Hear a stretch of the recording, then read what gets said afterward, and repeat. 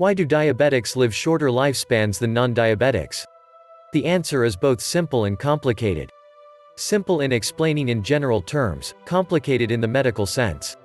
Without traveling the complicated route in this article, I will try to give a simple, straightforward answer to the above question.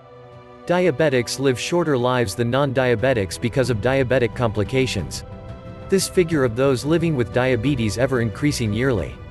By 2020, over 220 million people are expected to be living with diabetes if the current trend continues. In the United States alone, there are 18.2 million people, 6.3% of the population, living with diabetes, while another 13 million people have been diagnosed with diabetes.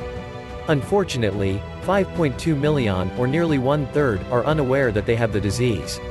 What is diabetes? Diabetes mellitus, or simply diabetes, is derived from the Greek word, diabenon, meaning, to pass through, describing copious urination, and mellitus from the Latin word meaning, sweetened with honey. These two words signify sweetened urine or sugar in the urine. Diabetes is a disease in which the body does not produce or properly use insulin. Insulin is a hormone that is needed, in the body, to control the rate at which sugar, starch and other food are converted into glucose required as energy for daily life. The hormone is produced and released into the blood by an organ called pancreas. This insulin helps to maintain the blood glucose level within a normal range. The World Health Organization (WHO) puts this normal range between 60 to 100 mg per deciliter before taking any food for the day, hence this value is called fasting blood glucose. In health, despite several demands for glucose in different situations, the blood glucose rarely exceeds this value. After a meal, the liver stores the glucose from the meal as glycogen and releases it into the blood in between meals. The role of insulin is the control of this storage and release of glucose. It ensures that the amount of glucose in the blood at every particular time does not go beyond or below the normal range. Types of diabetes. According to the World Health Organization (WHO), 5 classes of diabetes are recognized. These are insulin-dependent diabetes mellitus (IDDM) or type 1 diabetes, non-insulin-dependent diabetes mellitus (NIDDM) or type 2 diabetes, gestational diabetes, diabetes insipidus, and bronze diabetes. Insulin-dependent type 1 diabetes. This type of diabetes was initially called juvenile-onset diabetes because it affects adolescents and young adults. It is caused by a sudden failure of the pancreas to produce insulin. It is, therefore, an acute disease, presenting with thirst, polyuria, passing large amounts of urine, diuresis, and weight loss. Type 1 diabetes is not common, it accounts for less than 10% of all diabetes cases. Non-insulin dependent type 2 diabetes. This is the most prevalent type of diabetes, accounting for more than 80% of all diabetic cases. It is found in adults and the elderly. This type of diabetes develops gradually over a long period of time, unnoticed, and is characterized by insufficient insulin, deficient insulin in the blood, or the inability of the body to utilize the insulin resistance. Because of its slow and gradual occurrence, it is mostly undetected until one or more of its long-term complications appear. Unlike in type 1 diabetes, the insulin in the blood of a type 2 diabetic may be normal or even high, but lacks the desired effect, due to insulin resistance, and this is prevalent among obese people. Gestational diabetes. This type of diabetes occurs during pregnancy and disappears after delivery, within 3 weeks.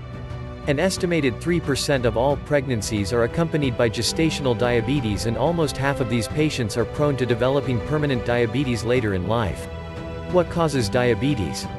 As with hypertension and other non-communicable diseases, no clear-cut causes can be attributed to the most prevalent type of diabetes, type 2 diabetes, type 1 diabetes being secondary to failure of the pancreas. However, some factors are known to increase one's chances of becoming diabetic, and these are called risk factors. For example, indolent and well-fed populations are 2 to 20 times more likely to develop type 2 diabetes than the active and lean populations of the same race. Some other factors known to increase one's chance of getting diabetes include obesity. It is estimated that 3/4 of all type 2 diabetes patients are obese. Indolent and affluent lifestyles tend to contribute to this. It is believed that a 10 kg loss of weight can reduce the fasting blood sugar level by almost 50 mg per deciliter. An active lifestyle with frequent exercise is also known to increase insulin sensitivity. Risk of getting diabetes. Number 1. Family history. A family history of diabetes increases one's chances of getting the disease. In such a situation, leading a healthy lifestyle and constant monitoring of one's blood sugar level becomes very important. Number 2. Age and race. Most type 2 diabetes patients are over 40 years at the presentation of the disease. However, the proportion of the increase in the incidence of this disease with age is higher for those with a family history of diabetes, obese, and probably those leading sedentary lifestyles. Moreover, diabetes tends to be more prevalent among Africans, African Americans, Latinos, Native Americans, and Asian Americans. Belonging to any of the races is a risk factor in itself. Number 3. History of gestational diabetes. In a woman also increases her possibility of developing permanent diabetes later in life. The following tips can help reduce your diabetes risk. 1. Reduce weight. Obesity seems to be the single most significant factor in diabetes. Reducing body weight and fat and maintaining average body weight is very essential. To this end, a body mass index (BMI) less than 25 kg per square meter for males and less than 24 kg per square meter for females is recommended. 2. Increase physical activity. It is an established fact that diabetes is more common among people that lead a sedentary affluent lifestyle. Simple dynamic exercises like brisk walking for 30 to 50 minutes daily or 3 to 5 times weekly has been shown to be very helpful. Exercise reduces body weight and fat, increases the functionality of the heart, reduces the chances of diabetes, and also boosts emotions and healthy living. 3. Cut down or cut out alcohol.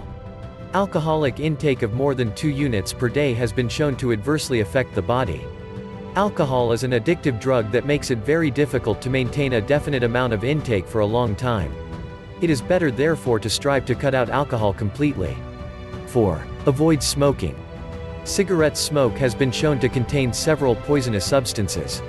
Cigarette smoking and alcohol have been related to several diseases. Stopping smoking will definitely reduce the chances of several other ailments apart from diabetes. 5. Learn good eating habits, such as 6. Cut down on fatty food and junks. 7. Eat more of fish and poultry without the skin is better. 8. Garlic reduces blood pressure cholesterol. Add it to your meal plan once in a while. 9. Cut the number of eggs you take to 3 to 4 weekly, better boiled than fried. 10. Reduce salt intake to less than 5.8 grams daily. 11. Eat more vegetables and a fiber-rich food, especially fruits. 12. Finally, constantly monitor your fasting blood glucose, as this is the only way to know when you are getting into trouble. Finally, diabetes and hypertension being so interlinked requires a comprehensive plan of care, and this revolves around one's dietary habits, social and environmental factors. Several lifestyle changes like regular exercise, maintaining moderate body weight, reduction of fat intake, and high-fiber diet all help to live a normal healthy life. These measures are known to increase insulin sensitivity and also reduce blood pressure. Conclusively, it is very important to create a more health-conscious individual in the populace. People who practically believe that it is better and cheaper to prevent an illness than to treat it when it has become stronger. Moreover, preventive health cannot be divorced from regular medical checks, as these two go hand in hand. There is no way to detect several non-communicable diseases without undergoing regular medical checks. The importance of these checks cannot be overemphasized. Be alive to your health. Know your blood glucose values and live a healthier life free from the pains of diabetes. If you want to learn more about how to control diabetes or control your diabetes to live longer and avoid the risk of losing any part of your body, kindly click the link directly below this video to learn more. Kindly do it now because the link would not be available for too long. Click now to learn more. If you love and appreciate this video, kindly subscribe to my channel, hit the bell icon button so that you can get notified anytime I upload a new video. Thank you for watching. But, kindly click the link below now to learn now.